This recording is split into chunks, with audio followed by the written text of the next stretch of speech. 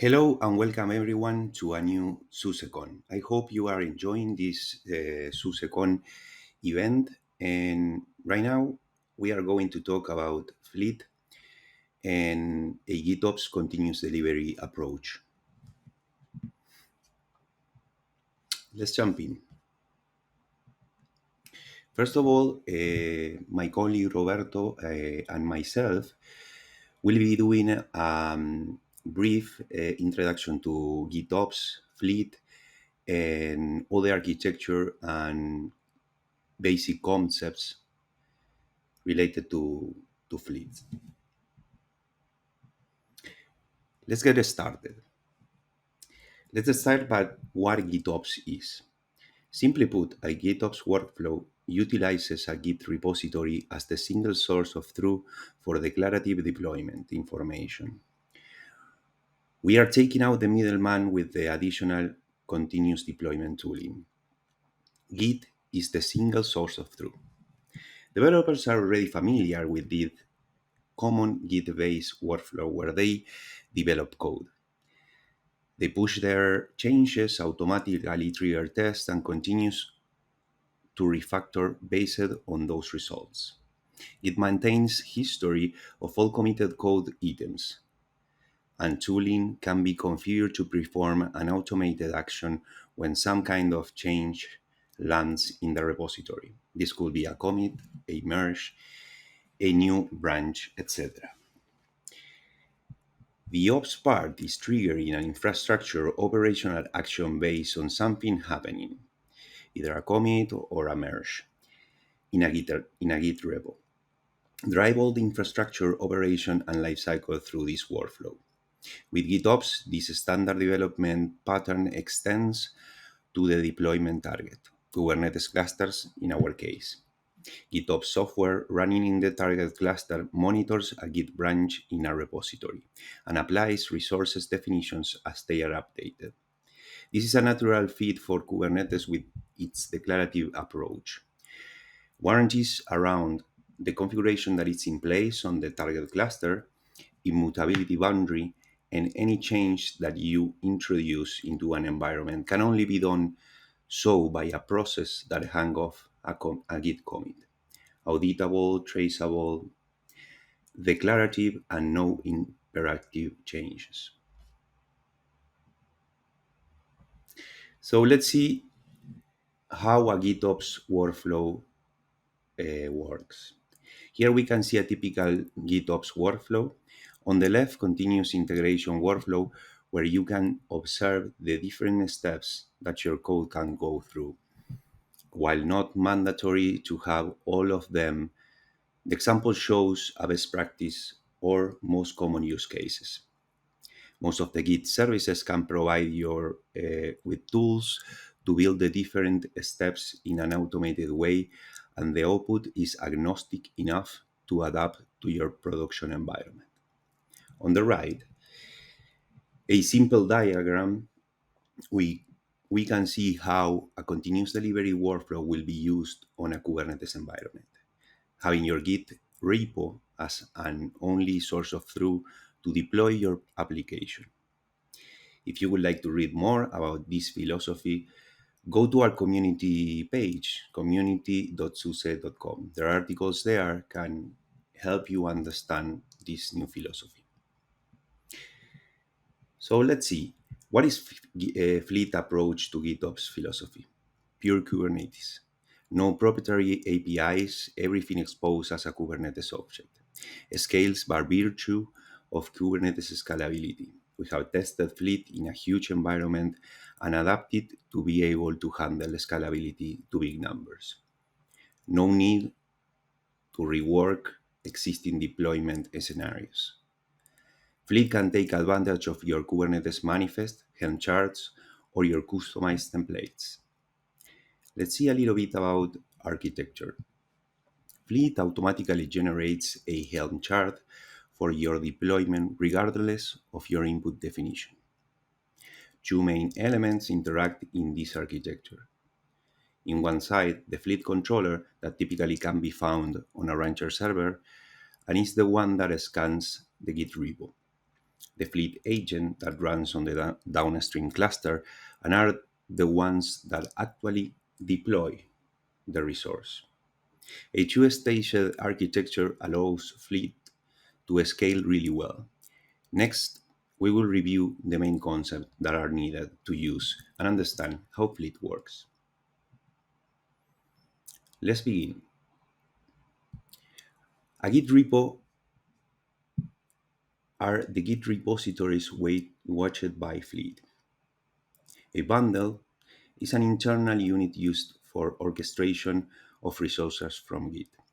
When a Git repo is scanned, it will be produce one or more bundles. Bundles are a collection of resources that get deployed to a cluster. Bundle is the fundamental deployment unit used in Fleet. The contents of a bundle may be Kubernetes manifest, customized configuration, or Helm charts. Regardless of the source, the contents are dynamically rendered into a Helm chart by the agent and installed into the downstream cluster as a Helm release. A bundle deployment, when a bundle is deployed to a cluster, an instance of a bundle is called a bundle deployment. A bundle deployment represents the state of the bundle on a specific cluster with its cluster specific customizations. The fleet agent is only aware of bundle deployments resources that are created for the cluster the agent is managing.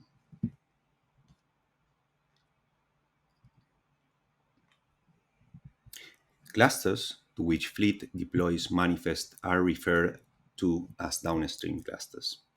Cluster groups enables you to manage a large number of clusters, and they are defined on labels to give some semantic meaning to our clusters, and those can be really anything.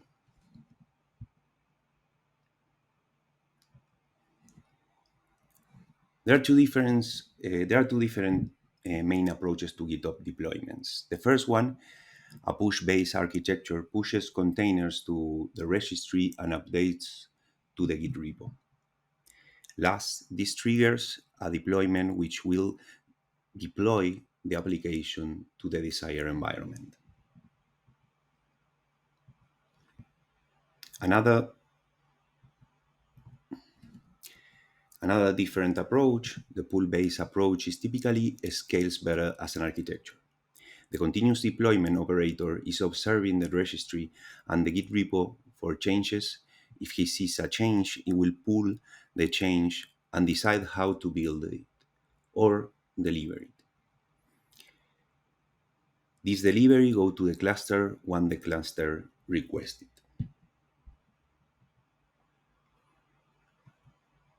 Before leaving you with Roberto and his wonderful demo, here you can learn more about Fleet. Go to the Fleet website to review the documentation. There are also examples on GitHub to bootstrap your continuous delivery, and plenty of more information on SUSE Rancher website. As I told you, go also to community.suse.com to find meaningful articles regarding Fleet, continuous delivery, GitOps, and so on. Now I'll leave you with Roberto that will show you a very interesting demo. Thank you for watching. Roberto, on your own. Hi, hello everyone. My name is Roberto Isidro. I'm sales engineer for Spain, and in this session I will show you how to deploy one application across your cluster using Fleet, and also maintain updated the version that is running on our clusters using the continuous delivery application that Fleets allow us. So first of all, let me show you my environment. So I have one Rancher Prime installed with 4 clusters. Regarding the fleet configuration, I already prepared one repository that is a Hello World application. To make an example, this Hello World application, we can see here, is inside this repository and is running, or all the files related to this application is under this path in this repository. Okay, so we can imagine that we have one repository with all our configuration, tools, and application, and depending on the cluster of the use case, we can point the fleet deployment to go to one folder or other folder. Okay, and this application will be deployed in all the groups in the group, sorry, that is called dev. Okay, development environment, for example. So if we go to cluster groups, we have one group here that is called dev. Okay, and if we edit this configuration, as we can see here, how we can select the cluster that belongs to this group is using this key value mechanism that say if in the cluster we have the key environment and also inside this environment, this label, sorry, we have the value dev, we can include the cluster inside this group, and we will apply the configuration that we define in the fleet repository. Okay, so as you can see here, I have two clusters already inside this group, that is K3S and elemental 02. So if we go to K3S and elemental 02, we can check that we have one application deploy, that is the hello world, that has a node port that show us one dummy application that show us one cow with the blue background. Okay, and the same in this elemental 02 cluster. We go to service discovery, services, and we open it. Okay, okay, so if we go to our repository and go under the fleet examples prepare, hello world, the deployment, and you can see here the background color is blue. Okay, so if we want, for example, modify the color or upgrade the version of the application that we have here, we only need to go inside this repo. Okay, and we are gonna do and say instead of blue we say, for example, white. Okay, update deployment to white background. Okay, we push the chain to the repository, and if we go here, we will see that the latest commit, sorry, the latest commit that we have is this one, and now Fleet detect that change in the repository, will take the code, will compare from the fleet agents what version they already have deployed inside this cluster, and they will ensure that the latest version that is on the repository will be deployed in our cluster. So if we come back to our application, now we can see that the both pods that were using the blue background dies, and now we have two new deployments. This is inside the K3S cluster and also in the elemental 02 cluster. Okay, so imagine the possibilities that we have if we have all our configurations and deployments and network policies and everything that we deploy in our cluster to have it under control inside one repository, that we can use the Git flow using pull requests and all this stuff to control the version that we already deploy in our cluster automatically. Okay. Okay, but what happened if I join a new cluster inside the group or I deploy a new cluster? So the only thing that you have to do is, for example, this cluster is not in the dev group, so we can edit the configuration, add a label that say, hey, your environment will be dev. Okay, and automatically our dev group will detect that we have a new member, I will ensure that the latest version of the application will be deployed inside that cluster. Okay,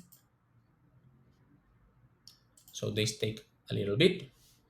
Okay, and the same when we are, you can look here that right now this elemental cluster has the application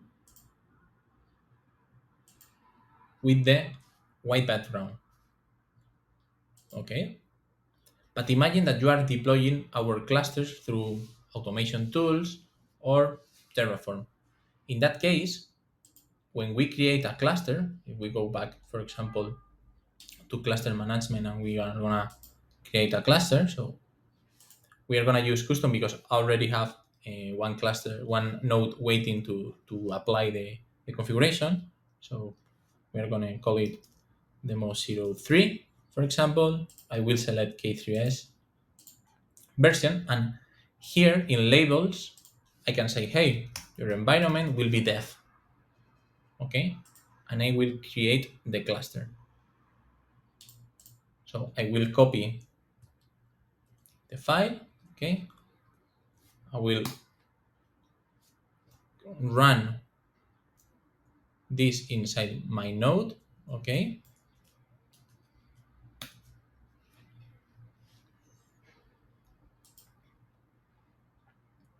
So here we can see that the label M is dev, and we already have one machine onboarding on the cluster. So as soon as this cluster ends and the K3S is already deployed, Fleet will detect automatically that they have the label environment development, and they will deploy our application.